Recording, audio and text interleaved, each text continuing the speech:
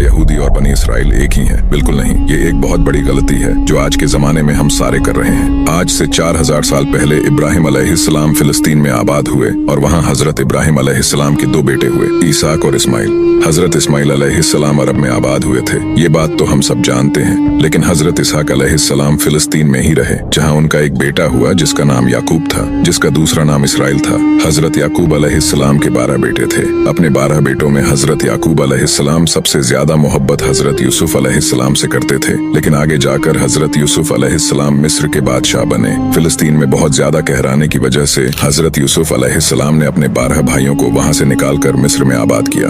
मिस्र में इनकी औलादें बहुत ज्यादा तरक्की करने लगी और धीरे धीरे वक्त गुजरता गया और बनी इसराइल फिरौन की गुलामी में आ गई। लेकिन 400 साल बाद अल्लाह ने इन्हीं 12 कबीलों में से हजरत मूसा अलैहिस्सलाम को पैदा किया और उन्हें नबुवत से नवाजा।